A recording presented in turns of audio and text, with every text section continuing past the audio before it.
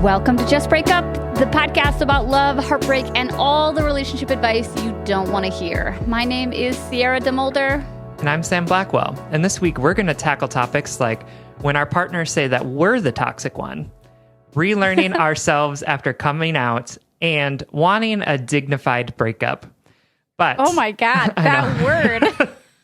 I pulled that word from the letter, so get ready for it. Wow. I know. But before we begin, we just want to give you our Surgeon General's warning, which is that we are not licensed therapists. Yes, and we are not professionals literally in any way except for our own, actual professions. Yeah. So please take our advice. And even that, I'm a self-employed poet, so whatever the fuck that is. We also do get paid to do this podcast. Thank you to our patrons on Patreon. Yes. We are technically professionals. We're just not. We are not professioned. That's not a word.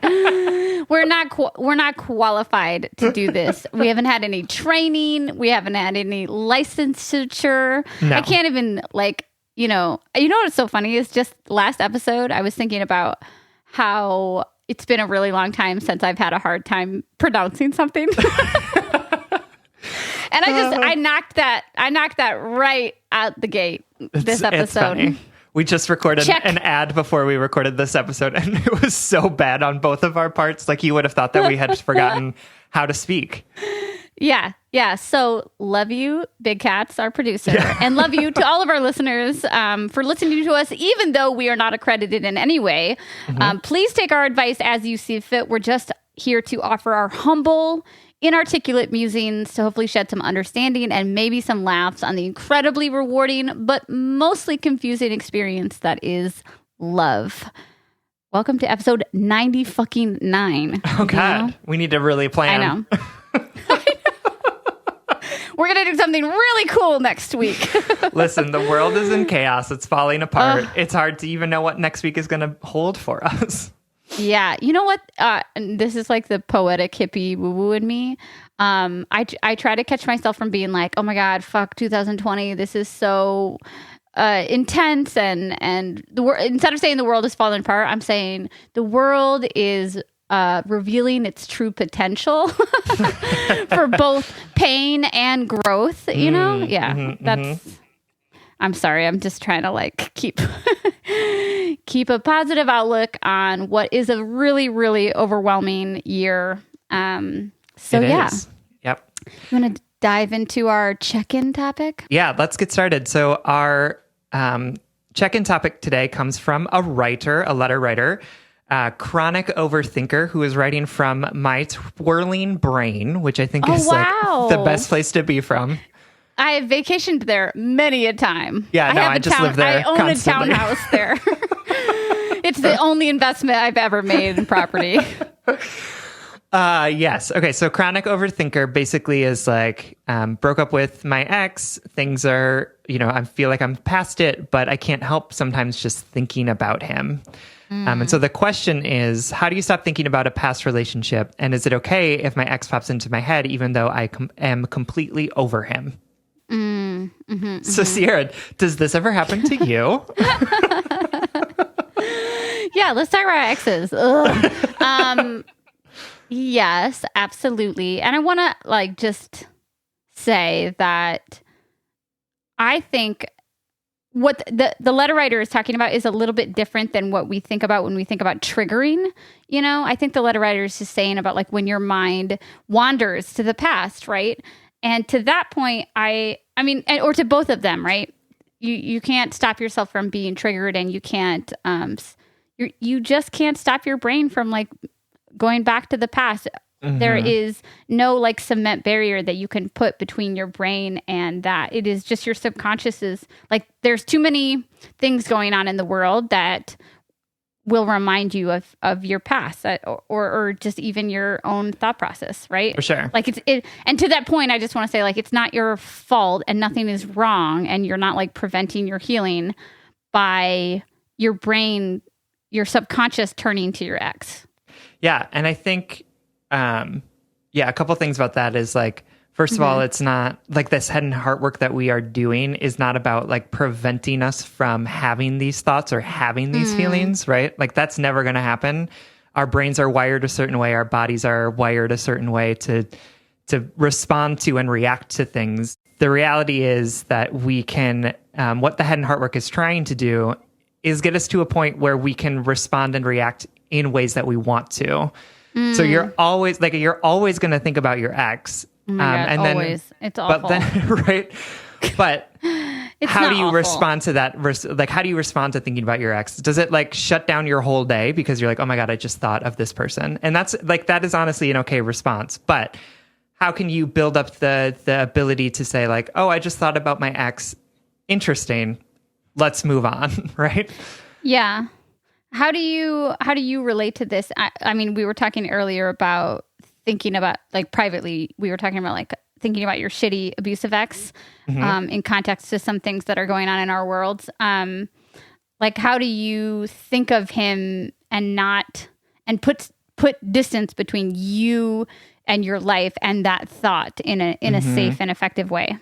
Yeah, I think one of the things that I mostly do is like I literally have to remind myself that I'm safe, which I think is one of the things that has helped me most when it comes to those like triggering things. So like for folks who don't know, there's a lot of shit going down in the Minneapolis music scene right now where people who have been abusive or people who have sexually assaulted people are really being called out very publicly. And I would say it is overwhelming the sheer amount of shit that is coming out.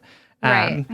And so watching this all unfold, like I'm not a part of it, but because of you and Spencer, I am like watching it happen, right?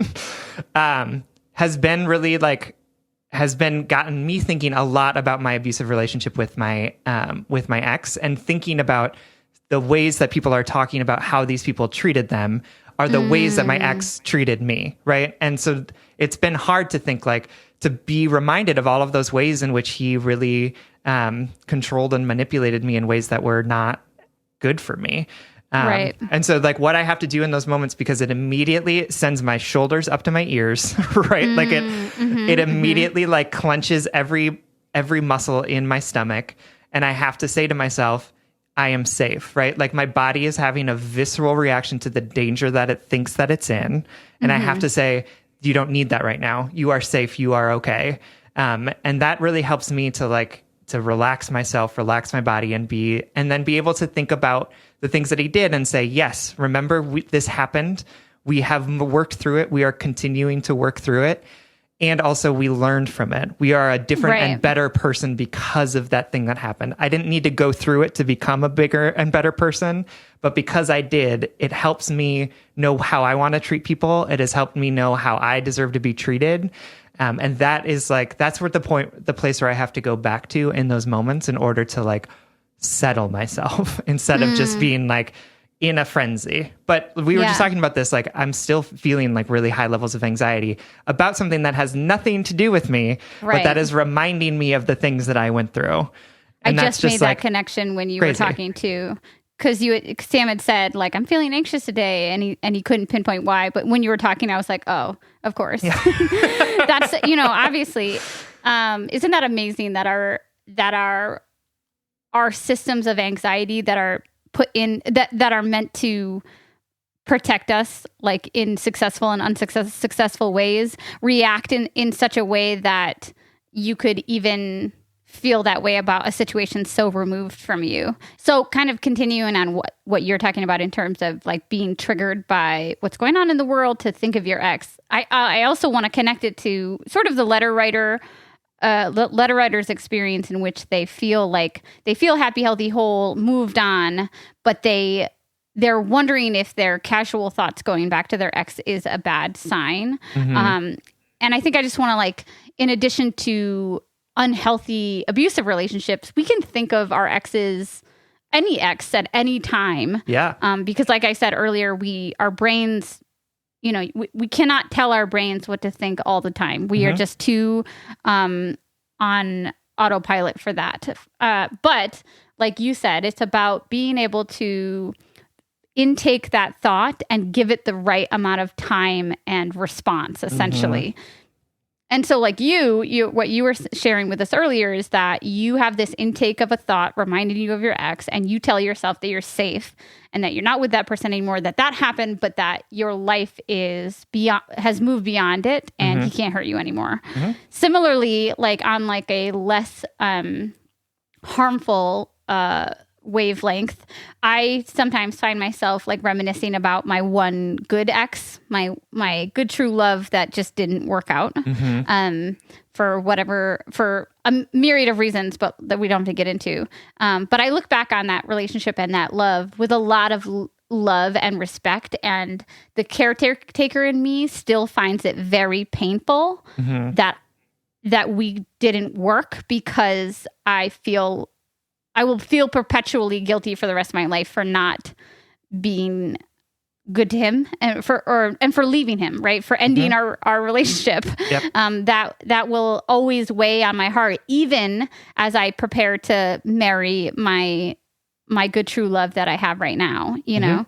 And so what I've taught myself, conversely, like, or I guess like as a cousin to responding to a triggering thought, is how do I respond to either a bittersweet thought, a nostalgic thought, or just a passing thought without tapping into the nostalgia or the guilt that I feel. And honestly, it involves two things. One, acknowledging that I am present right now, like acknowledging the things around me.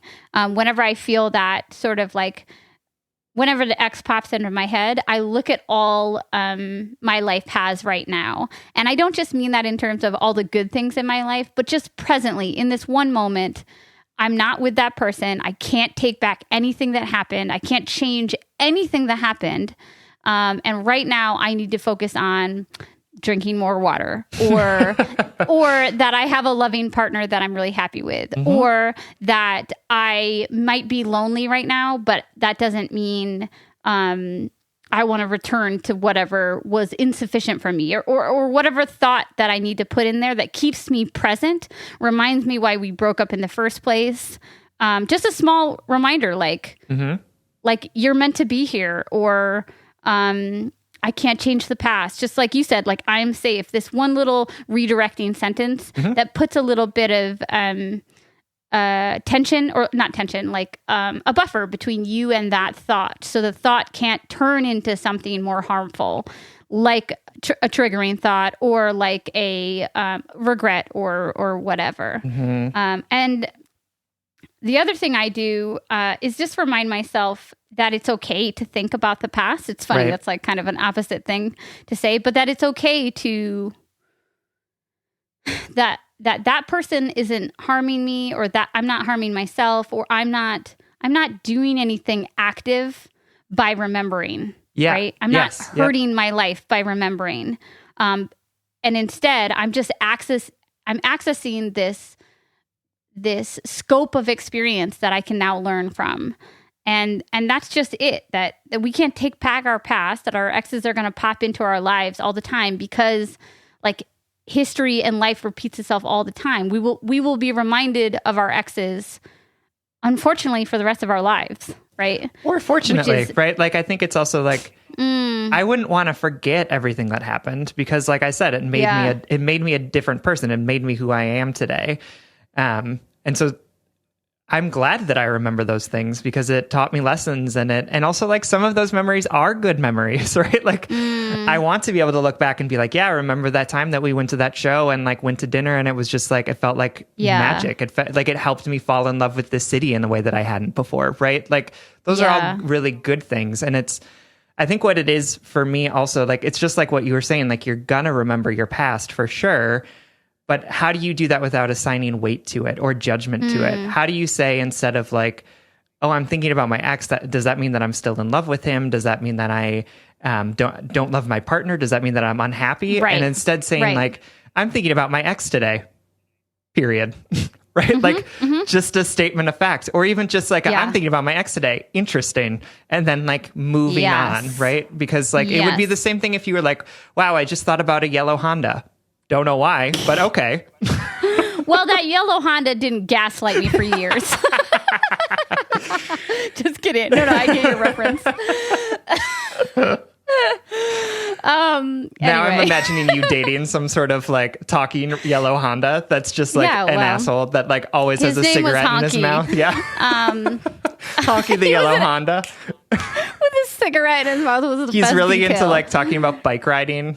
That's what Willa does. Willa is a cyclist. Or like the last letter writer in the whatever. Okay, anyway. You're right. I think that you like called something out in me because I don't like thinking about my exes, and I don't like the fact that I will do it inevitably for the rest of my life. But I think that comes from a place of like shame and not wanting to look at things that weren't fun. But even though I know that I learned and changed from all of those relationships. So instead, is there a way to think like, yes, this happened and I'm grateful for it because it put me on the path that led me to the life that I'm living right now, sort of thing? I don't know. I'm not sure if I can be that person today, at least. That's legit. Just not in this moment do I think I can be like that, I don't know, developed in my head and artwork. But hey, head and artwork is totally a spectrum and you ebb and flow. And maybe tomorrow I will be grateful for the thoughts that I think about my ex, and I'll be able to look at them and acknowledge them and pass them by. Which is essentially what we're saying to our letter writer and to everybody out there that like, it's okay if you think about your ex. It's just how much power do you delineate to those thoughts? Yeah. How much power do those thoughts have over your well-being, your mood? Can you acknowledge them? Acknowledge that you can't change anything that happened and let them go and to be more present in your present moment right now. I love that. Yeah. That's real. I mean, and I think that's where we're all trying to get. But like you said, depending on the day or the hour or the minute, right? Like, that might not be where we're at, and that's also okay too, right? Like and both of those things I love what you started okay. with the head and heart work idea that you got from your therapist. I think like it's not about not having these thoughts. It's not about not thinking about your ex. It's about what tools and approaches can we garner over the years that make those thoughts less harmful to us. Absolutely. Yeah. TLDR, I mean, like, don't think about your ex, but like, you're going to think about your ex, but like, don't text them. Yeah, don't text them though. You don't need that. I just needed to like lighten it up a little. All right, let's get into some letters. Let's do it. I'm so excited for this first one because like, I just need one in which I can like be angry. I have a lot of repressed like feminine rage right now, and I'm ready to take it out. That's legit. So just listen. If you hear your name next today, get ready for it. All right. This first letter is from Natalie, who is writing to us from Confusion. Hi, Sam and Sierra. I love your podcast and all the work that you do. I've learned so much about my own emotional intelligence. Anyways, let me get to it. I've currently been seeing my boyfriend for a little over 6 months. We met on Tinder, and in the beginning, when we weren't official, I still had my Tinder. He had his Tinder. I was casually talking to other people, and I assumed he was probably doing the same thing because it's 2020, right? We were seeing each other pretty regularly and sleeping together, but there was absolutely no conversation about expectation of exclusivity. So like a month in, he saw a message on my phone from another guy. Let's call him Tim. Cue giant blow up and yelling about how I was cheating on him. To be clear, I wasn't sleeping with Tim, and I had only met him once weeks previously for a short, casual date. I apologized, and we continued to see each other, again, with no discussion about expectations or exclusivity. One night, he went through my phone while I was asleep and saw some nudes. Sometimes I take nudes because I feel hot and want to document the moment, but everyone does that, right? ? Haha. Anyways, he blew up at me because I hadn't sent them to him, and that means I must be sending them to someone else. I wasn't. So, cut to a few weeks later, we decided to make it official. I deleted all my apps. I blocked all the random Tinder dudes who would text me and upset him. I stopped talking to some of my guy friends because it upset him. He still regularly throws Tim in my face, though, and accuses me of cheating. A month ago, I actually found out he had Tinder still, and he told me that he downloaded it to, quote, make sure I wasn't on Tinder, and basically blame me for his insecurities. I told him repeatedly that throwing the past in my face and accusing me of cheating and being untrustworthy is hurtful. Yesterday, I was having a random conversation with him about windows, and he made some comment that about Tim climbing out my window and how I probably have cheated. I've had it. Am I toxic? Is he toxic? Are we both just the worst? Do I need to be trying harder to prove my trustworthiness? Or is that just an issue that will probably never change and I should just break up? Even if you don't answer, thanks for reading. I'm starting to feel crazy. Appreciate all that you do, Natalie. All right, Natalie. Okay, number 1, red flag. Going through your phone within the first month of you dating. Yep.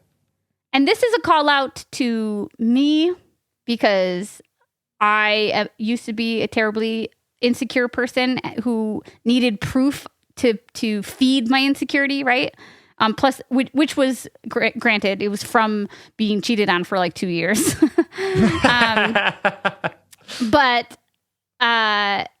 if you need to go through somebody's phone to make you feel better about the stability of your relationship, you are maybe not in a good place in terms of like the safeness of your relationship and the foundation for it to be able to thrive. Meaning there is not, there are hopefully, depending on the partner that you're with, a more productive, transparent, communicative way to talk about your insecurities rather than going through their phone. That being said, a bitch has gone through a phone in the past. So I'm trying to call myself out and be like, I should have just left this person because I was feeling insecure. But there's nothing healthy about going through a phone. But I also know it sucks when you go through a phone and you find something. But to Natalie, our letter writer, this guy, what did you write on the top of this page? This guy is bad news. Do you want to extrapolate, Sam Blackwell? Let me just call you out for your notes. No, this dude is bad news. Sorry, Natalie. I don't actually no, whatever. I do mean to say it that bluntly. Also, because the window comment is what does it for me. Yeah, no, for sure. So Natalie, you say at the end of this letter, like, I'm starting to feel crazy. And I want to tell you that that's because this dude is making you feel crazy. Like it's an intentional tactic that he is using to make you feel insecure because he is feeling insecure. And we can get what? Sorry.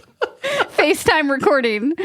I want to just add really quickly because I love where you're going. You said that he's intentionally doing this. He also might be unintentionally doing this, but that's because he is unintentionally trying to control you, trying to make you feel bad. He might be unintentionally putting his insecurities and his toxic behavior as through you, whether it's intentional or not, it doesn't fucking matter because it's unacceptable. That's right. Exactly. So we could do a lot of psychoanalysis of this dude, right? And say like, well, he's probably feeling insecure. And rather than doing that and processing through that insecurity in a healthy way, he is trying to control you so that he can feel more secure. I don't fucking care. What I care about is the outcome of this, which is that this man is trying to control you and being abusive. This is abusive behavior. This is the beginning of things that will escalate. There is, at this point, I'm just like, 100%. No, at this point, there is no fixing this. There is no, this is toxic enough and unhealthy enough that I don't even want you to sit down and have this conversation with him. I want you to get the hell out of there before it gets worse. Because this behavior of policing you, of 6 months denying your reality, of accusing you of things that are not true, is textbook abusive behavior. This is like, I want him to get the help that he needs so that he stops doing this, but I also want to get you out of the situation and keep you safe because like this is not a good situation to be in. And I'm being this adamant about it because I need you to hear it explicitly so that it's not like, well, maybe it's just because he's hurting. Like, yeah, sure, it's because he's hurting, but like doesn't mean that what he's doing to you is in any way acceptable. Yes.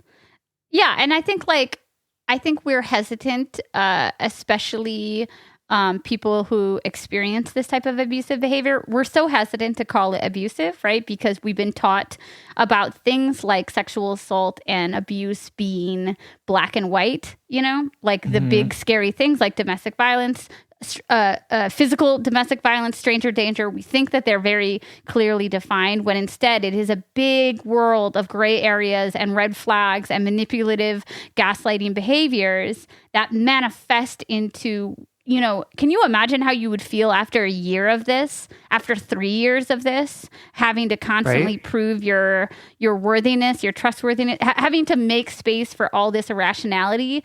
And I think where Sam is coming from particularly is like, this shouldn't be acceptable from day one, but this will escalate.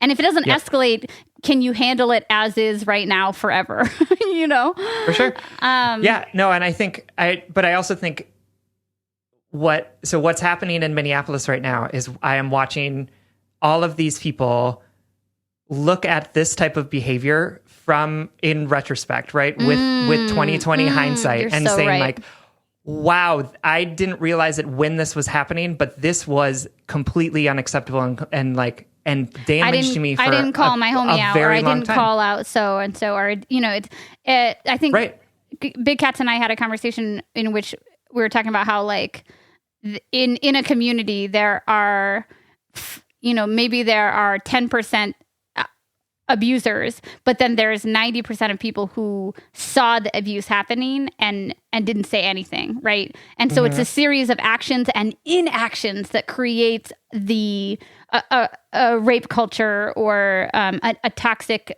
environment and yada yada yada. Yeah, for sure. And when you're speaking from myself, when you are young and in a relationship that is abusive, you don't I didn't know at the time that the behavior was abusive. Like I didn't know at the time what was happening to me and also what that would mean for me over the course of the next, how many years ago was I dating that person? Like 10, 12 years. Like I didn't know when I was in it that's what it was. I was like, "Ooh, this is weird. This makes me feel bad," but I wasn't like putting the whole picture together. So like what I want to do for you, Natalie, is put the whole picture together and say like, this is bad and it's not going to get better. This is bad and 9 times out of 10, this shit just gets worse. Yep. So like, stop it right now, nip it in the bud, and know that you deserve more than having someone accuse you of something you didn't do. You deserve more than someone whose insecurities are forcing them to tear you down with them, right? You deserve someone who isn't going to go through your phone. And I just want you to know that like there is more out there than just this dude. And this dude needs something that is not a relationship with the person. This dude needs therapy. Can you put him on the phone, please? Because like I need to sit down and talk with him. Like I told you, man. This episode, we were in a mood before we recorded this episode, and I was like, I need something in this episode, and this is it. This is it. I just needed this dude to yell at. But okay, yes, everything we said is true, and I stand by. I co-sign what Sam said, Natalie. Sam is fanning himself, which means he's upset, which means he's like high levels of just so you guys know. Okay, so and let's just break down the fucking window comment, because the window comment is him reminding you that he's still in control, remind you that you still, quote, like hurt him and that you have something that you owe him, right? It's such a manipulative bullshit thing.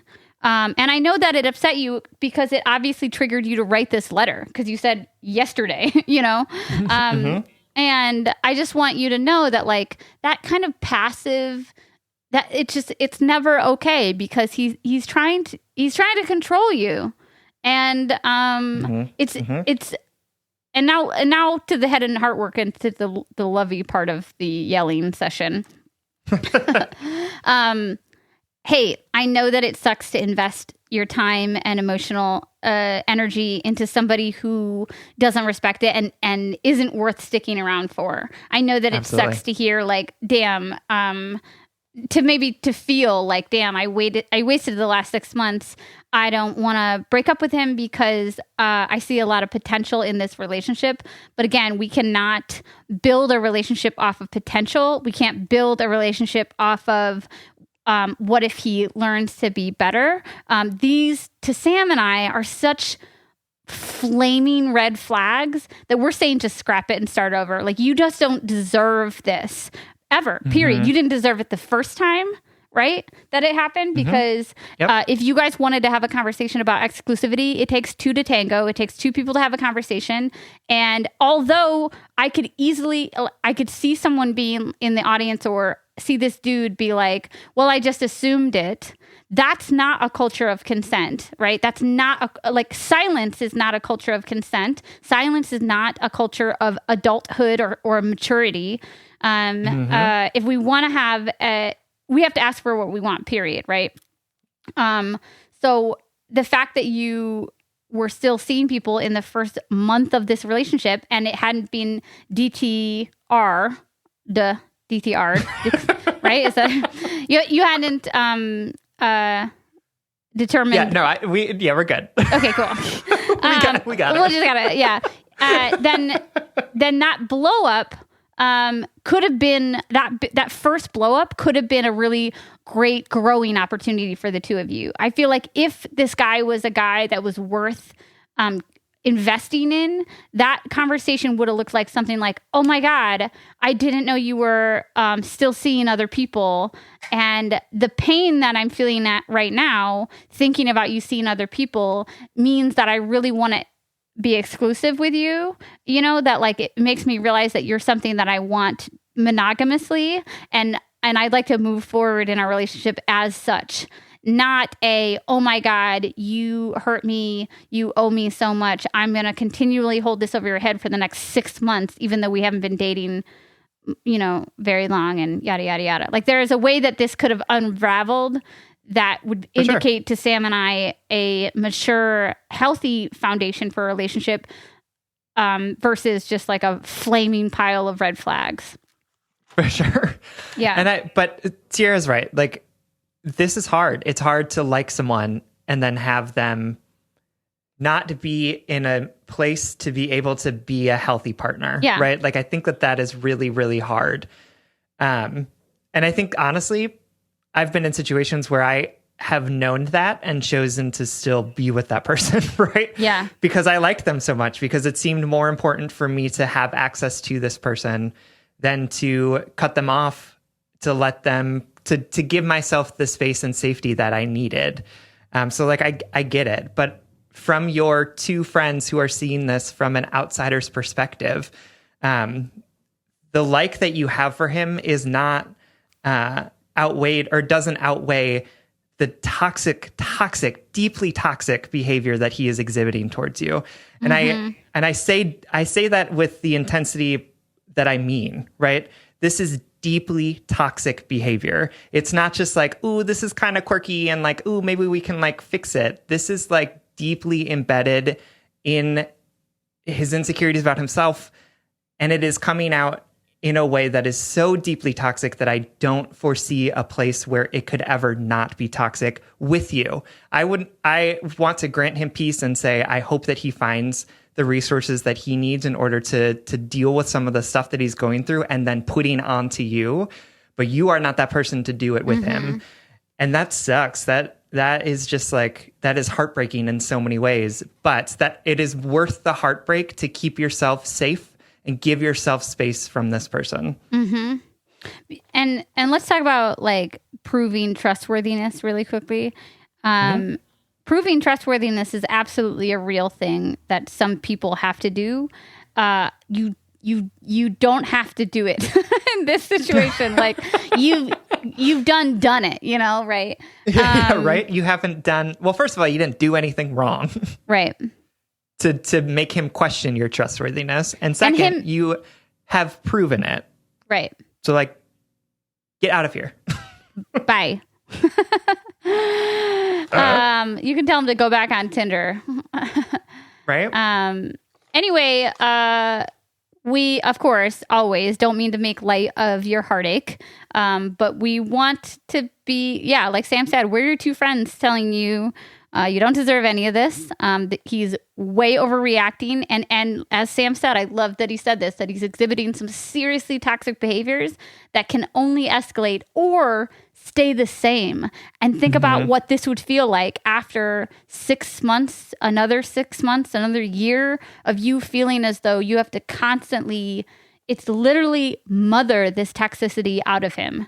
And yeah, I mean, you are already questioning your reality, right? After 6 months of this, another 6 months of that, it's just going to be even that much harder to see reality for what it is, because this is the behavior that he is doing. He is I'm sorry, I won't use the word intentionally, but I think it's intentional. Oh yeah, totally. He, for whatever reason, is making you question what is true in order to control you. And if he continues to make you question that, it's going to be harder and harder to know what's real and what isn't. Yes, that's it. I want to close off this letter, and then I want to talk about intentionality to you really quickly because whatever. So, Natalie, we love you so fucking much, and you don't deserve this, period. You didn't deserve it in the first place. That's the TLDR. Yeah, TLDR, red flags on fire, get out, girl, now. Absolutely. Like less, there are people out there that don't need you to mother them through their own, through the issues that they should be dealing with in therapy, essentially. Okay. It's not even mothering, though. It's like they are not actively taking out their issues on you. Totally. Well, I think I say that because not even in a gendered way, in like the idea of what mothering is to nurture someone beyond their hurt, like to nurture them into their own development, and it just seems like that this person, and we do we do that so often in relationships. And I should say nurture instead of mother. You don't have to nurture him into a better partner. Yeah. Anyway, I just feel like, go ahead. No, I just feel like mothering. I don't want to like glamorize this. And not that you're doing that. Like, I don't think you're intentionally doing I get that. it. But like, I don't want to call it mothering because like, then it makes it seem like you are like providing help or like offering them guidance. But no, it's like literally subjugating yourself to their whims. Like it is literally like totally. I'm trying to think of them to inflict their reality on you for their own gain, right? There's nothing beautiful about this. Like there's nothing like I'm so glad you said that. And I'm trying to think romantic about it.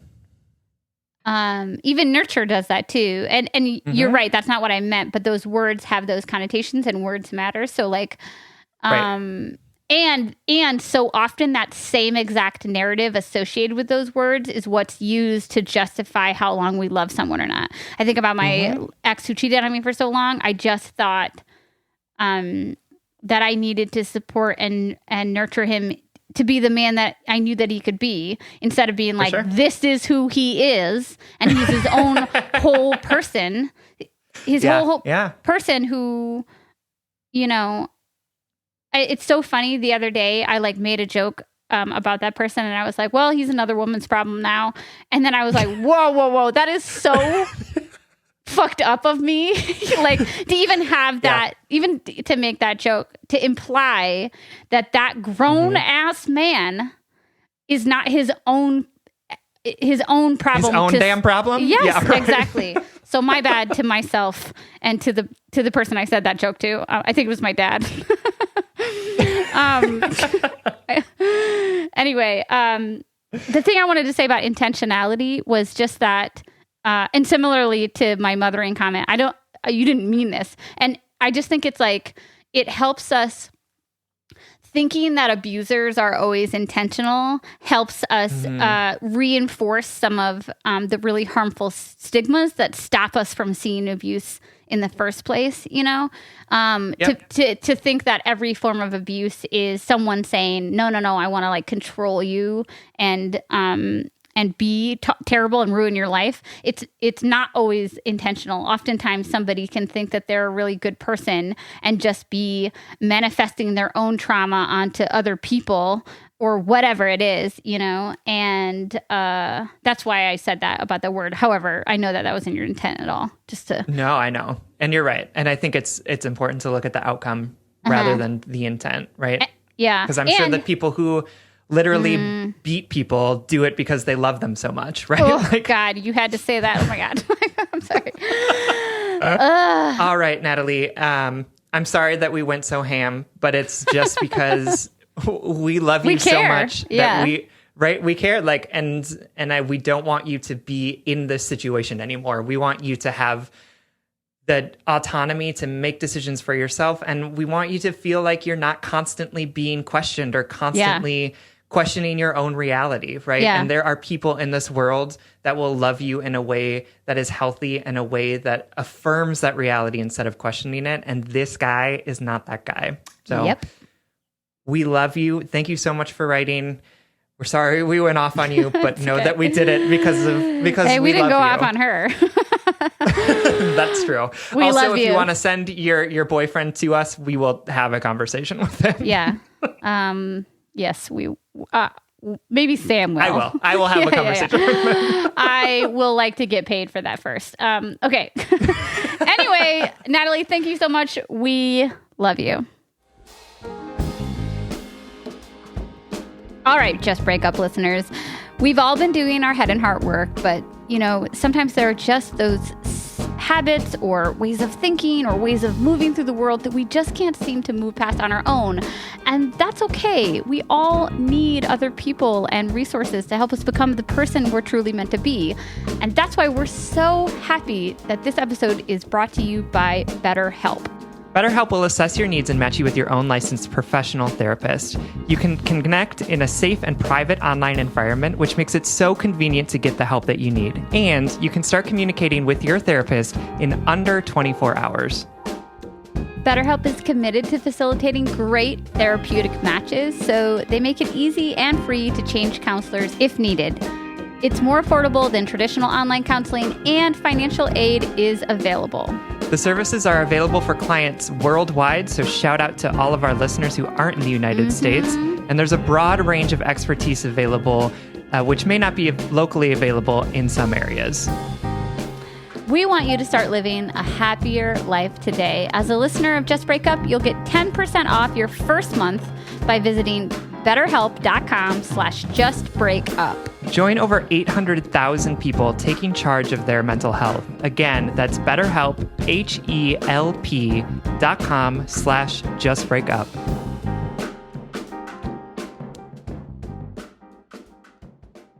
All right, our next letter comes from Jack B., who is writing from London. Hi, Sam and Sierra. I found this podcast a few months ago after a recent breakup, and wow, it has stopped me going back to some old post-breakup habits I have been wanting to do. Thank you. I love that comment so much. I know, right? That's all I want. I'm glad we're helpful. I just want people to feel like, that they can alter their habits even a little because of our podcast. Anyway. Absolutely. I'm a 28-year-old gay man, and after a series of one after the other short-term relationships with guys after coming out 3 years ago, I feel exhausted. Since coming out, a ton of insecurities and anxieties have come to the surface during dating that I never knew were there. I have been afraid of commitment, told partners I wanted to be with them even though I wasn't sure of my feelings for them. I've sabotaged relationships with really supportive and lovely guys and chased after the ones that seem cold and elusive towards me, hoping to win their approval. Only when this does happen, realizing that they're, cold and elusive. I panic, realize I've got myself into a false situation, a ton of anxiety comes up, ending in me self-harming, falling into a pit of depression, and ending the relationship in a desperately terrified and, for my partners, out of the blue manner. This has happened 5 times now in the last 3 years, enough times for me to realize that I am the common factor. I've now decided to try being single and alone for a while, which feels right, and I'm a lot less anxious in life in general when there isn't someone else to worry about. Here's the thing, even though this is fine for now, I'm so scared that when I'm ready to date again, the same things will just keep happening. In these short relationships over the last few years, I've found myself to be a surprisingly jealous and confusing person, expecting my partner to be everything for me. And while I know logically this isn't possible, the preconception of the idea always seems to take over. It convinces me that this person isn't enough and will hurt me, and I end it. Maybe the simple answer is that I just haven't found the right guy yet, but I also know that someone isn't just going to fix all these things about me and that it has to come from within. My coming out process, like for so many people, was quite stressful. It came at the end of a 7-year relationship with my girlfriend and best friend. The level and nature of anxiety I felt at the end of these relationships the past few years is exactly the same as what I felt when I was breaking up with her and coming out, a feeling that I was losing everything and that the world might implode. I've relied on relationships since I was 15 to secure my sense of self-worth, and up until 3 years ago, probably to hide my sexuality.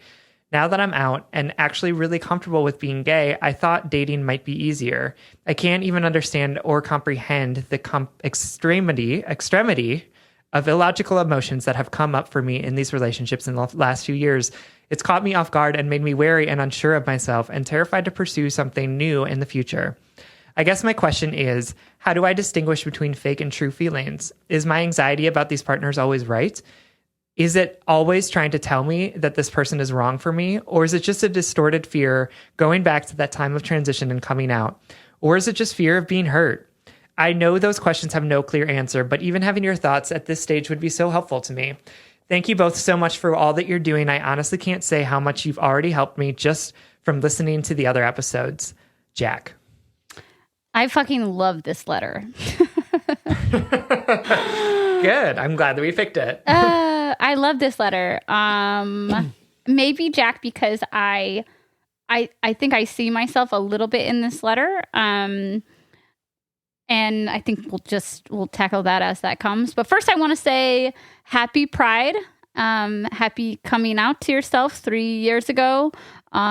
It is a long journey to become yourself, and guess what? You're still doing it.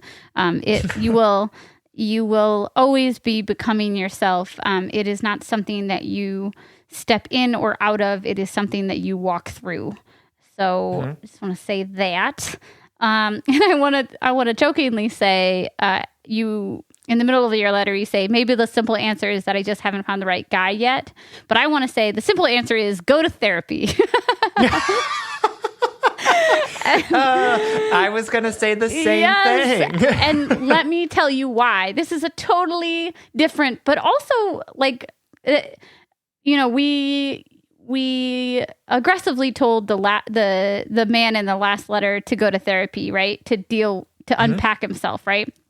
So don't conflate our messages.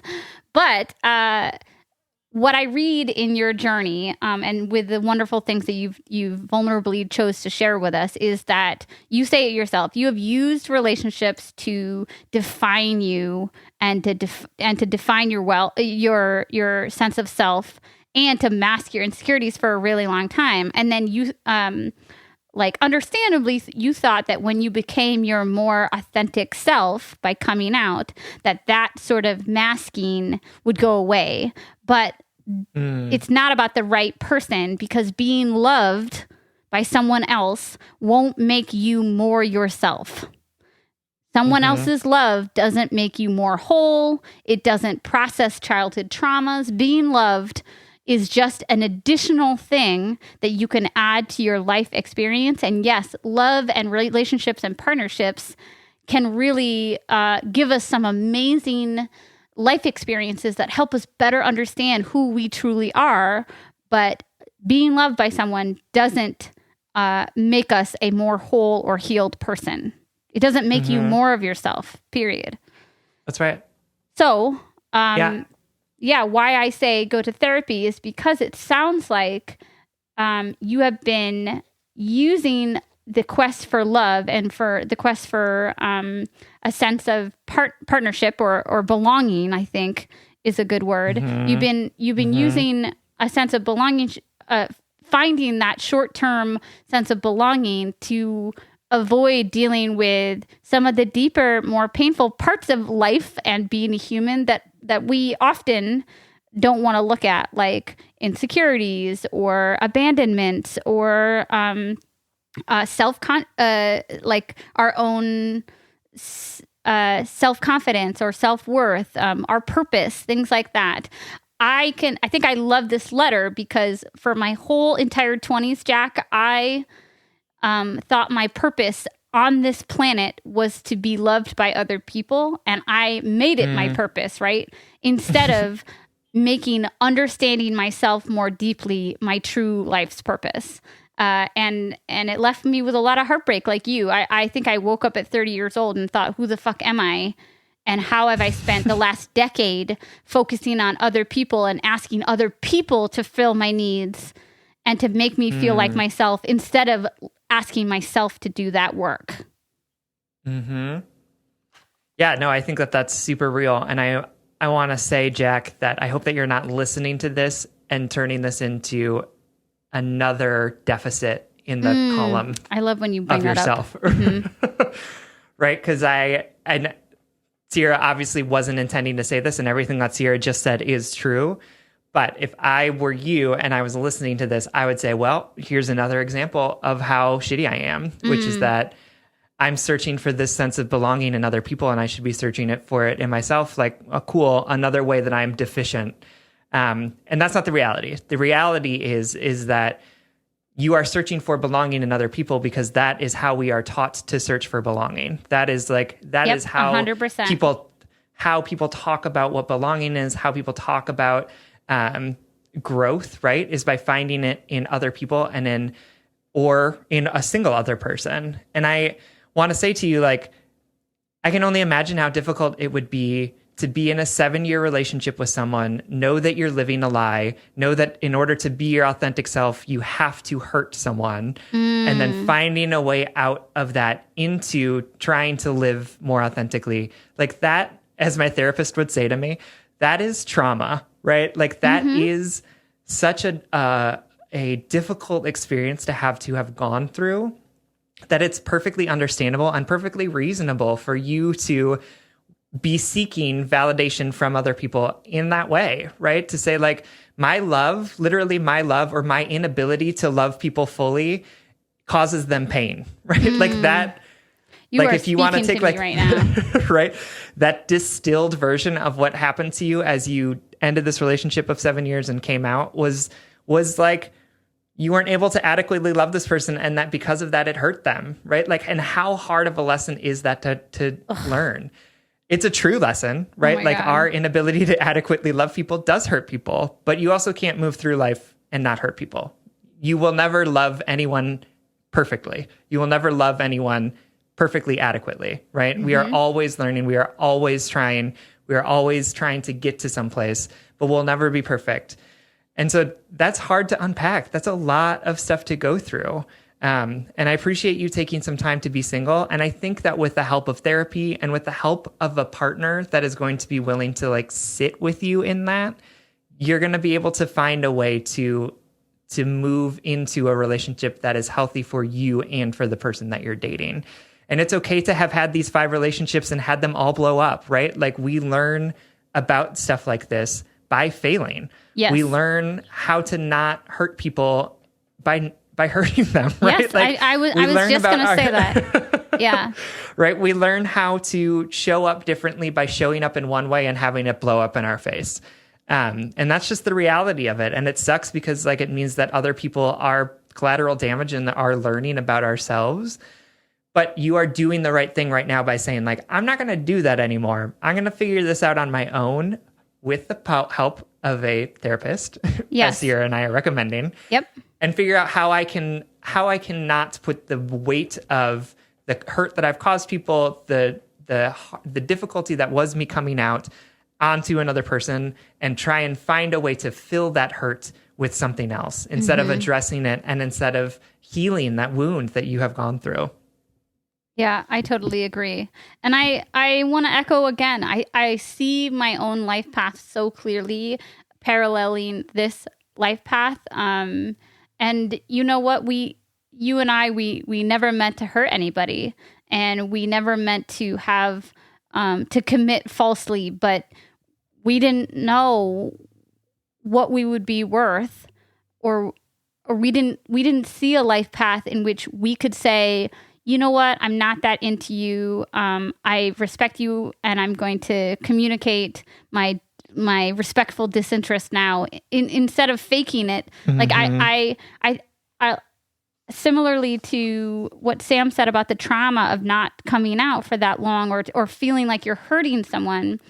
I needed to learn in my long-term good true love that I needed to hurt someone in order to be my authentic, happy, healthy self. And that is also something that I learned through a very slow, painful process of saying yes to people when I wanted to say no, by pursuing relationships with people that I just wasn't that into, because I didn't know how to listen to my authentic desires, validate my authentic boundaries. I didn't know that I was a worthwhile person who deserved to have those boundaries. Like, I didn't know you could be worthwhile and say no to people at the same time. I know, isn't that crazy? Oh my God. And I'm glad that you focused on the coming out and the pressure of that 7-year relationship, because I know that like I said at the fucking intro of this episode, talking about thinking about my ex, I still engaged to be married in the happiest relationship of my life, and healthiest, I should say. That's more important.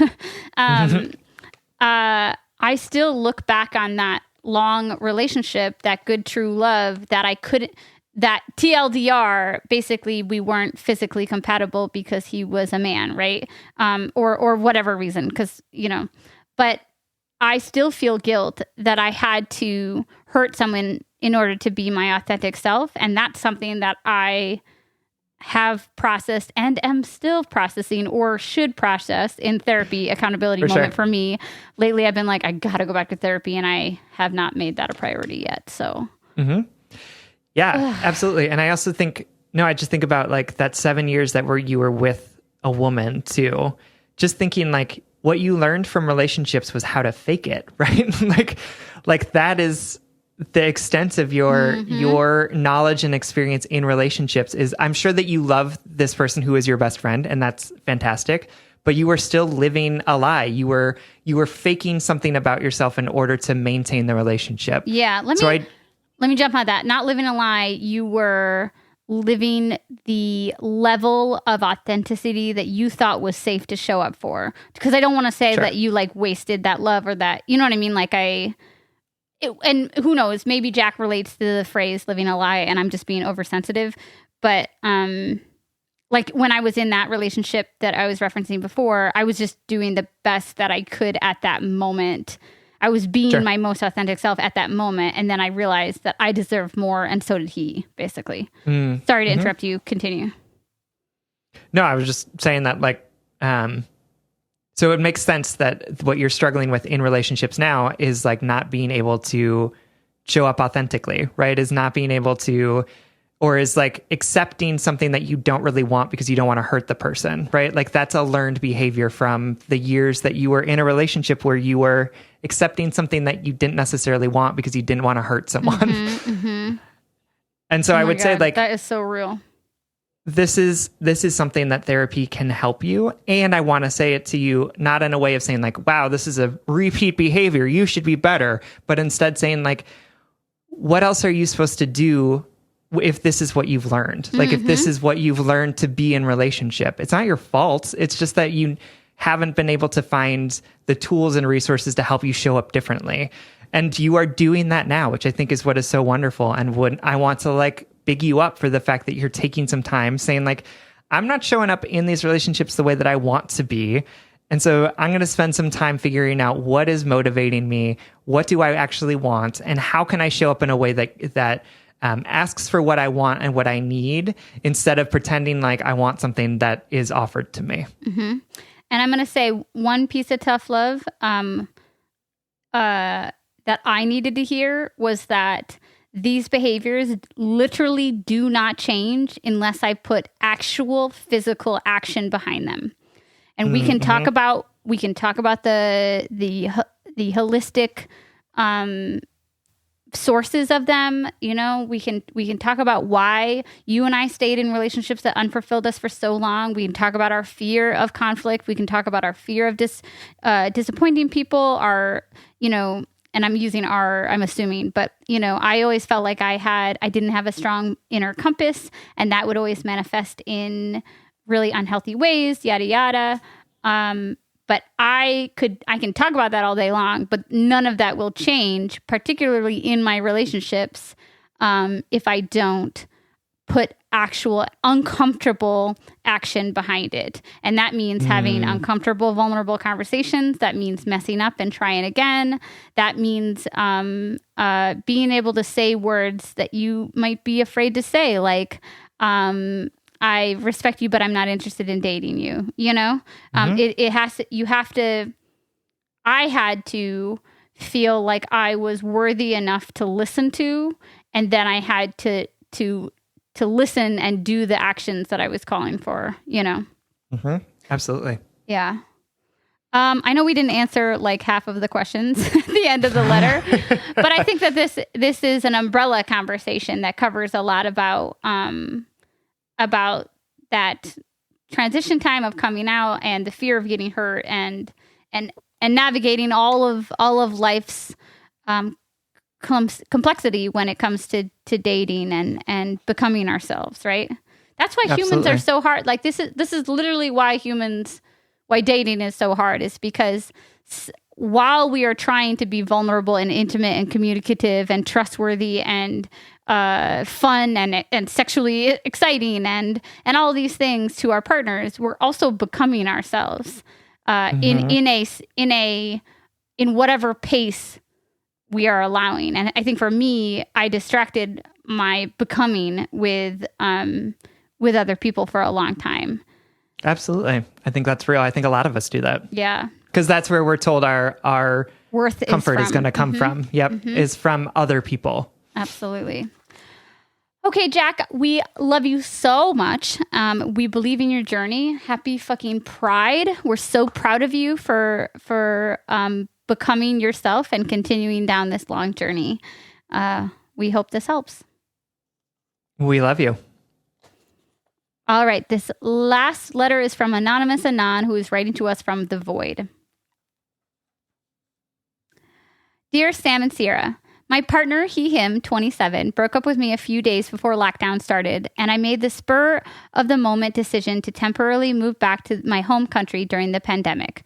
Moving home was a whirlwind. Quarantine, the breakup, moving back in with my family, and the global demise that is COVID spiraled me into a depression.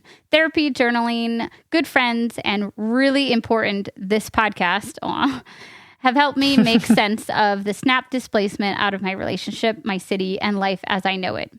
We were together for almost 2 years and were planning to move together the following year. We fell hard for each other, but took it slow, spending only a few nights a week together and making sure we had full lives apart. Things weren't always perfect, but we worked through every challenge together and, while we were very different, prioritized communicating our feelings.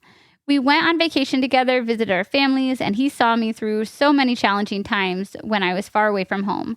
I had so much faith in him and our ability to work through obstacles that came our way. About a month before quarantining, he started acting more distant, quote, forgetting things, not being present with me, and stopping being physically affectionate. I found myself telling him I loved him just to hear it back. I brought up these changes a few times, telling him I felt we weren't connecting as much, and I was concerned. He told me that he was feeling stressed with work, but assured me that, of course, he was still invested in this relationship and had invited me on vacation with his family. I felt like I was going crazy, that my anxiety had obviously given me some trust issues. Why else couldn't I trust someone who had never given me any reason to distrust him? I signed up for counseling and tried to hold it in and fix my insecurities and to not let them ruin our relationship. 2 weeks later, he told me that he couldn't be in a relationship with me anymore and that he didn't know why, but that continuing it would be pretending. Ouch. He told me that he would call me in a few weeks so he could give me some more answers once he had some space. The pandemic was shortly announced after, and I came home. He never did get in touch. a month after I contacted him, but I got a mental gymnastics mess of, quote, I thought it would be more fair for you if I waited for you to call me, and, quote, I'm sorry you feel like this was out of the blue. The best he could tell me was that we, quote, weren't addressing serious issues in our relationship, but didn't elaborate on what those were. Side note, I know he is not seeing anyone else, so that isn't the reason. He admitted not being fully honest with himself about his feelings. This conversation was awful. It was so painful watching a man I loved disintegrate into a teenager, rationalizing his bad behavior and being too walled off to reflect. It's been a few months to myself now, and with the pandemic slowing down, it's time for me to return to the city we've lived together and rebuild. The time alone has been useful in terms of my head and heart work. I've come to terms with the facts that he just wasn't ready for a relationship with the kind of honest communication that we had. I believe he either fell out of love with me or got scared about our future and put up walls so he would fall out of love with me. I know in my heart that any problem can be solved with enough communication, but also that every problem is too big without it. Grief is a bitch, but I am processing through it and most of my anger has faded. But our city, which has become my home and I love it, is small and we have lots of mutual friends. We will run into each other and we have stuff, actual important stuff to exchange. It would be useful not to be friends, but at least friendly. But the truth is, the thought of seeing him makes me so deeply angry. I feel like he betrayed our promise to be honest with each other. I feel like he let this feeling bottle up inside him until it was past the point of no return and we never even had a shot at working on it together. He blindsided me. Breakups always suck, but this one felt so undignified. I am very honest and forthcoming about my feelings, and his willingness to consume them but not share back means that there is a major imbalance in terms of who knows what. He knows all the reasons this didn't work between us and has shared none of them with me. The slow, secret detangling himself of our life while lying to my face about it, even if he was lying to himself about it as well, is one of the most painful breaches of trust I can imagine. The thought of running into him makes me want to cry and vomit at the same time. So, my questions are, how much of this pain is real and how much of it is just my ego being bruised? Is my anxiety building up to be so much worse than it needs to be? How do I hold my head up high when I feel humiliated and lied to by someone I trusted so deeply? How do I give myself closure without the sincere apology I've been craving? How do I be around him with the thought of seeing him when the thought of seeing him makes me so angry I can't be cheerful and stupid? Should I exchange our stuff and get the first awkward encounter out of the way, or should I have a friend do it and then live with the fear that I may run into him at some point? Thank you so much for all your hard work. You mean more to me than you know. All right, Anonymous Anon, thank you so much for writing. And I'm really sorry that this happened. Breakups do suck. And they really do. They are rarely dignified. Do you think you've ever had a dignified breakup? Let's see. The one where we broke up in the bar while arguing about voter ID? Probably not. I just Googled dignified because I wanted to have the working definition. It's having or showing a composed or serious manner that is worthy of respect. Interesting. I know. I love words. Yeah. So I don't know. Here's the fucking hard, painful, spiked pill to swallow. I think it's possible for one person to feel dignified in a breakup and the other one to feel totally stripped of their dignity. You know? Oh, 100%. Because again, if we have mismatching realities or mismatching desires, and one person communicates something that doesn't align with the other person's, the other person is going to inherently feel as though, or it will often feel as though they've been not respected because of the breach of their understanding of reality. Don't get me wrong, Anonymous Anon. I am not all of your, to answer your very first question, which is how much of this pain is real and how much of it is just my ego being bruised. I think it's very mature of you to be like, is it my ego being bruised? Like, am I over am I giving too much weight to this? But first and foremost, all of your pain is real. Period. 100%. Yep. Yep. It is so painful to feel safe with someone and have that safety be breached in any way. It is just, that is just one of the sickest, most painful parts of the human experience, that people are not safe, you know? People we love are not safe, that we can be unsafe, that we can perpetrate this breach of trust too. And that kind of hearkening back to Jack's letter, that is kind of part of the human experience. That is a part of human relationships even, you know? Yeah, absolutely. Yeah, I mean, I think it is really painful to have someone break up with you. And then, honestly, I think what is happening is like he's trying to be the emotionally mature one, which just like makes you feel like you somehow are emotionally immature, which is like not actually the case, right? Like, you know, I think, I don't know this person. I would like to think that their intentions are good, and that he is like trying to save you some of the reality of having these like hashed out conversations, right? Because he knows you're not going to change his mind. But I can totally understand what it feels like to have the person that you are being emotionally hurt by try and be the better person and try and be like dignified and like above all of this. And have been in relationships and breakups where that's happened, where the person's like, oh, I'm going to be kind to you by not showing you any feelings. And it's like, no, that's not what I want though. What I want is for you to like give me an explanation and to like show some feelings and like how upset you are about this, and not like just be like, this is the way that it is. Like, I totally understand how annoying and like how that makes you question your own reality and whether or not you are blowing everything out of proportion. I think you painted that in such an accurate way, because, and I'm so glad you articulated it like that he is probably trying to spare you and him something, but also spare you, because he probably doesn't want to tell you what you want to hear one way or another. Whether you're owed it or not, we could debate, but I'm not trying to... And because... Go ahead. Yeah. No, and because I think he can't tell you what you want to hear, right? Like, he can't.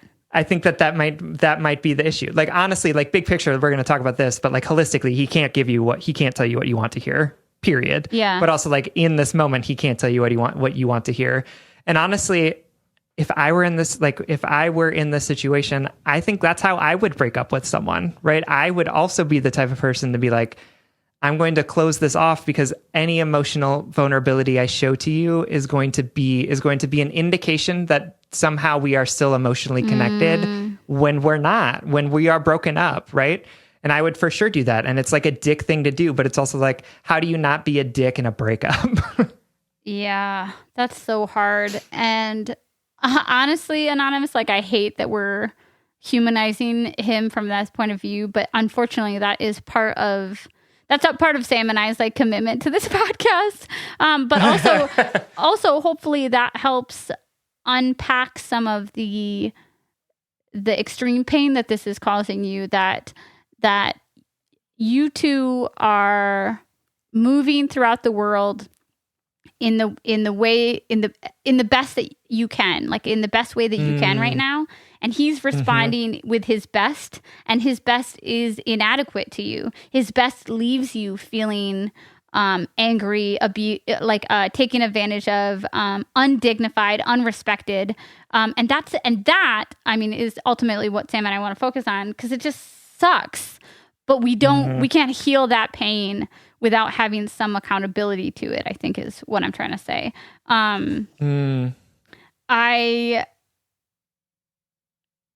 Unfortunately, we've talked about this a lot, like going to your question about how do I hold my head up high when I feel humiliated and lied to by someone I deeply trusted. This comes to an understanding that when we feel, actually, let me break it down this way. The other day, I said to Willow, I feel so stupid because I got my hopes up about something that might not happen, something important to me that might not happen. And she was like, well, why do you feel stupid? Like, where's stupid coming from? And we sat and we like unpacked it. And I realized that whatever it is about my understanding of reality, I internalize things as though I did something wrong, no matter what the circumstance is. Like, and she kindly and lovingly pointed out like how bizarrely abusive it was to myself to think that I would be stupid for having my hopes up for something that may not happen because of situations out of my control. Similarly, it is okay to feel hurt and frustrated and betrayed by someone who hurt you, right? That's okay. But to feel humiliated implies that you feel as though you did something wrong to deserve this, you know? And so I think it starts with unpacking the understanding that you didn't do anything wrong. You didn't do anything to deserve this. This is unfortunately just part of the package of being in relationship with the people, is that when you're in a relationship with someone, you are in a non-verbal or sometimes verbal contract in which you think that you two are going to move through this world and hopefully not hurt each other, and hopefully stay honest, and hopefully meet each other where you're at and give each other's needs, right? How often does that happen? Very unoften.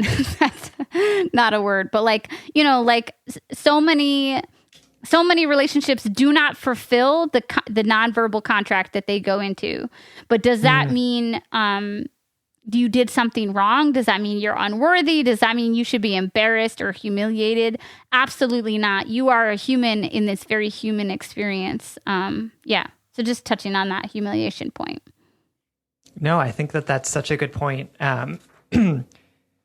Because you're right. There's nothing to feel humiliated about. And I think what is interesting about the way that you're approaching this also, Anonymous, is like, not only do you feel humiliated, but you also feel the need to not feel humiliated, right? And I just think that's a lot of burden that you're putting on yourself in this moment, is to like feel humiliated and also feel like you need to not feel that way. Yeah, don't get me wrong. And I use the word humiliated every time I have a breakup. The last time I had a breakup, I just said, I am humiliated that I spent the last 2 years on you, like... Yeah, no, that's real. And so I guess what I'm saying is like, I'm encouraging you to feel humiliated. If that's the feeling that you're feeling, go for it. If you are feeling the pain of your ego being bruised, that's a legitimate pain to feel. And I don't want you to question whether or not you're entitled to feel like this person betrayed you. If you're entitled to feel like they bruised your ego or caused you pain, you're absolutely entitled to feel that way. And you don't have to say, I'm not allowed to do that, or I shouldn't be feeling that way. All of these things are such normal feelings to be having in the midst of this breakup. And I think if you can get to a point where you can normalize those feelings and say like, yeah, this all makes sense. This is all real. This is all a very normal personal reaction to what has happened to me. It will make it easier for you to not have to have him explain his actions to you. Yeah, I'm so glad you connected to that, because I think that the other thing I was going to say is in breakups, we need to, or in any type of like painful transition, we need to get to a point where we validate our own experience, our own feelings to the point where they are validated without the actions or verbal acknowledgement of someone else. Meaning, even if he says, I'm sorry, I didn't communicate to you, I fell out of love with you, even if he doesn't give you the apology that you're looking for, TLDR, he won't. That you're able to say, wow, I didn't deserve to be left like that. And I deserve a relationship in which someone communicates their issues to me, that they meet me where they're at, and that they don't break up with me that way. You know what I mean? I don't fault him for that breakup, because I just understand that like people are inherently sucky and that like we are constantly inadequate, and I'm not trying to turn him into a monster or a saint. I'm just trying to acknowledge that I care more about your ability to heal and to move forward without looking to him for things you're never going to get, you know? Mm-hmm. For sure. Absolutely. You don't need him to apologize. You don't need him to acknowledge the hurt that he's caused in order for that hurt to be valid or justified, right? Yeah. You don't need him to apologize to say, you're right, I did a bad thing, for you to know that he did a bad thing, right? The only thing that you have control over in this moment is how you are responding to what is in front of you, how you are responding to the pain that you're feeling. You cannot get him to respond to the pain that he caused you in the way you want him to respond. Yeah. And I don't mean that in a way that like he's an asshole. I mean that in a way of like he's going through his own pain right now. He is going through his own shit. Like breakups are hard on both sides. Yeah. I know you probably, or like, I know that when I have broken up with people or been broken up with, I imagine that they're like sipping Mai Tais by the pool while I'm like in bed with ice cream. And it's like, have you even cried? Like that's how fucking indignant and like pain centered I was in my own breakup. I was like, I needed to hear that the other person cried, as though that would validate my pain anymore, or like as though that would give me any relief, you know? It didn't, just so you know. Yeah. No, because then he was like, of course I've cried. Yeah. And then you're like, fuck you, you don't get to cry. Exactly. Word per word. Literally, you could be... He's like, of course I cried. And I was like, well, good. You don't stop. And you know what? Like, that's how it went. No, exactly. Anyway, and then, go ahead. Go.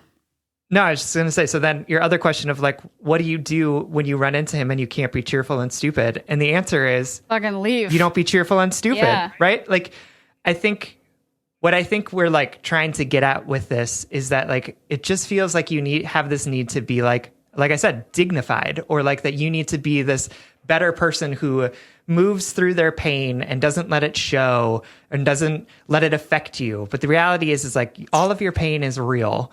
And if you can't be in the same room with him for a while, that's okay. It's not dramatic. It's not self-important. It's just a reaction to the pain and the hurt that you are going through right now. It may get to a point where it's easier to be in the room with him. But right now, if you're like, fuck this, I don't want to be around him, you don't have to be. You don't have to be cheerful and stupid. Cheerful and stupid is a tool that we use for people who we have to be around and who have not caused us significant amounts of harm, or are doing things that are passive aggressive, or are being mean to us in ways that they're not acknowledging. It doesn't necessarily apply to someone who just ripped your fucking heart out, right? Like,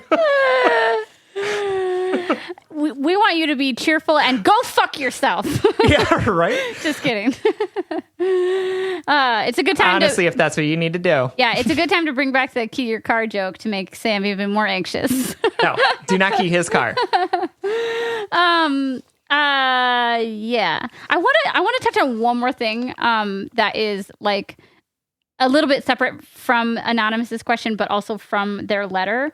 Anonymous said, I know in my heart that any problem can be solved with enough communication, but also every problem is too big without it. So I just want to pull that out because I think that's like an interesting thing that we've never tackled in such a direct way. And this is an accountability moment to folks like me who are chronic over communicators and who have an anxious attachment style and need to talk things out to feel any semblance of growth and clarity and healing and stuff like that. Connecting this to the second letter too, I realized that my anxious attachment style, my need to like communicate something, meant that my understanding of a situation and my ability to move beyond it was solely connected to somebody else's experiences of it. Like that I couldn't process an experience. Like I couldn't process something by myself in my own head. I needed to communicate it out loud. You know, an example of that is being dumped by somebody who cheated on me 2 years. Like I couldn't just walk away and be like, wow, that is fucking the audacity. I deserve way better. Instead, I was like, I need to talk to him and tell him about how all the ways this is awful. And I didn't feel any sense of closure without that level of communication. And then that really made me have to sit and think like, dang, what is my relationship to other people in regards to my own understanding, and why do I need other people to process things through? Like, I've always been like, I just need to like talk things through, but really, I just think I don't validate myself enough alone. Does that all make sense? Mm-hmm. But yeah, no, I agree, and go ahead. But I think that there's nothing wrong with having like trying to figure something out in partnership with a person. But trying to figure out a thing in partnership with the person that has caused the thing that is hurting you isn't actually that helpful. Like you and me talking about what happened to you with this dude was good for both of us, right? It helped us figure out it helped me understand all that you had been through. It helped you understand like an outsider's perspective of it. But trying to seek the validation of the person that has hurt you in order to justify the hurt, like that's when we get into issues of like, why are you questioning your own reality around whether or not this person hurt you? Like, obviously they did. You're crying about it. Yeah. And I think it's just like the curse of the human heart to want to soothe our pain from the thing that hurt us. That'll just forever be what we go to. No matter how much fucking head and heart work we do, I will always, in breakups, I will always have to talk to fucking Sam and tell him to block these people for me because my heart will always want to go back. But luckily, with like time and hindsight, I can say nothing I ever got from those conversations healed me more than spending time by myself, validating my own experiences, enriching my own life. Nothing they gave me ever healed me more than I did. And I think that's what we probably want to leave you with, Anonymous. We're deeply sorry that this happened. This sucks. Breakups fucking suck, and they're never dignified. And to feel betrayed in the way that you've articulated that you were betrayed is a common, albeit still just gutting experience to go into that social contract and have all of the rules broken and denied to you. So we're really sorry, and we hope this helps. We do. Thank you so much for writing. We love you. We love you so. All right, that brings us to the blind date segment of this show, in which we shout out something that we think is awesome and we want to set you up with. This week, we're sending you home with an episode of a podcast called Throughline, and the episode is called American Police. So Throughline is a podcast that's hosted by NPR, where they take a big issue that's been in the news recently and trace it back to discover the through line of sort of how we got to this moment. And this episode is about the American policing system. And I listened to it recently, and I had learned a lot about the prison industrial complex, right? I had read The New Jim Crow and Slavery by Another Name, and sort of understood, and watched 13th also, which Sierra recommended a couple of weeks ago as well. And sort of understood the way that the prison industrial complex is basically just slavery renamed. But hadn't had the opportunity to really understand the history of policing in America. And what is great about the podcast is that they do talk about the history of policing in the South, which was basically groups of people, many of whom were, groups of people who went to find folks who were enslaved and had escaped and bring them back to their enslavers.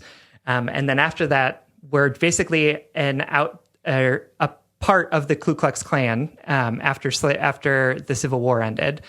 But also just understanding the role of policing in the North, too. And just the way in which policing has been used as a way to create and enforce hierarchies of race. And that is inclusive of sort of, white Anglo-Saxon people using the police to police neighborhoods of folks who were Irish or folks who were Italian, but also at the end of the day, using the police to enforce rules upon folks of color as well. And just having them spell that out for me in such a clear through line was really important for me. And I am so appreciative of it and would love for folks to be able to give that a listen and understand that when we talk about the police and when we talk about dismantling the systems of policing that exist in our country, we are talking about dismantling a system that is rooted in racism, that is rooted in the enforcement of social hierarchies based on race, and that we need to figure out different ways to make sure that people are safe that aren't based in what has been hundreds and hundreds of years of intentional racism. Right. Yeah, totally. No good. So check that out. It's... Go ahead. I was just going to wrap it up. Yeah, go. No, I want you to. Okay, great. So check that out. It's a podcast called Throughline, and the episode is American Policing. Awesome. All right, everyone. Thank you so much for listening. You can like us on Facebook, and you can follow us on Twitter and Instagram at Just Breakup Pod. You can slide into our DMs, send us your favorite relationship memes, but most importantly, you can submit your questions about all matters of the heart at justbreakuppod.com, which is also where you can find our merchandise. Please leave us a 5-star rating and review wherever you get your podcasts, and please consider supporting us on Patreon. If you support us on Patreon for as little as $5 a month, you will get an additional weekly bonus episode. That's patreon.com/justbreakuppod. This literally helps keep the mics on and helps us reach more brokenhearted souls who need 2 random strangers giving them relationship advice. Original music, recording, editing, and producing by our good friend Big Cats. Make sure to check out his podcast, the What If Podcast. And remember, right now, in this moment, you are in the everlasting process of becoming yourself. And even when you don't feel like it, you have power. You have freedom to create the life you desire and deserve. It starts with choices. It starts with actions. It starts with boundaries. And you can choose to do any and all of these things at any moment. You can choose to be kind to yourself and love yourself unconditionally. And if all else fails, just break up.